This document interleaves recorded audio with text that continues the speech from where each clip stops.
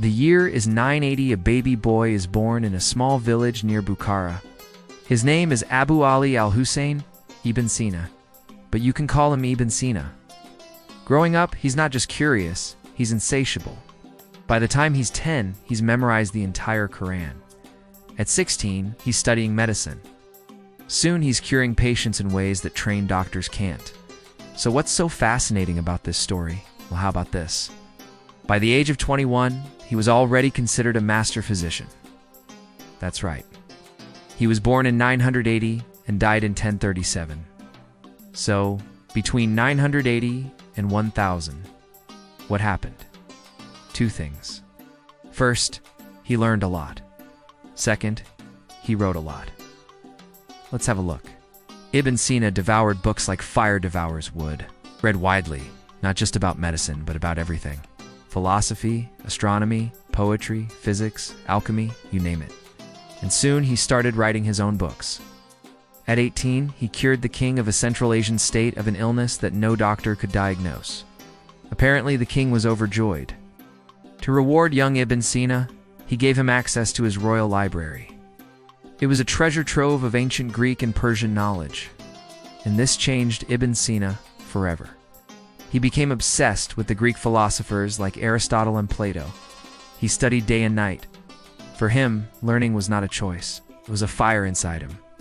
Let me tell you a story about that fire. One night, Ibn Sina is writing alone in his room. Suddenly, a moth flies in, keeps hitting the wall again and again and again. Finally, exhausted, it lands on his book and dies. Do you know what Ibn Sina did? He paused. He looked at the dead moth and he wrote, "Even the smallest creature does not cease striving until death parts it from its purpose." This is what drove him. This is what made him write 450 works in 30 years. His first big work was called The Book of Healing. It was an encyclopedia of sorts covering science and philosophy. He wrote it when he was just 26. Next came the Canon of Medicine.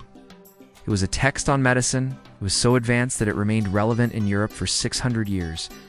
And I mean it.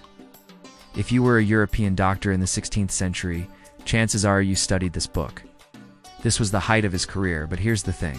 His knowledge was considered dangerous by some rulers. See, Ibn Sina didn't just study old texts, he questioned them. He challenged long-held beliefs.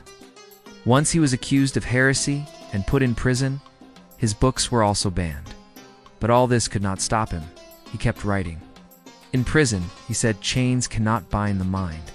And how did he smuggle out these books? You won't believe it. He wrote them on very thin sheets of paper.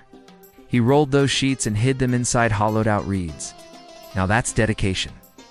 He taught his students through these letters. Once he escaped from prison, he kept moving from city to city, hiding from the authorities. He worked as a physician, but his heart was always in books. For him, learning was a lifelong journey. He never stopped till the end. Even when his health began to fail him, even when he went blind, he kept writing. Finally, in 1037, at the age of 58, he died.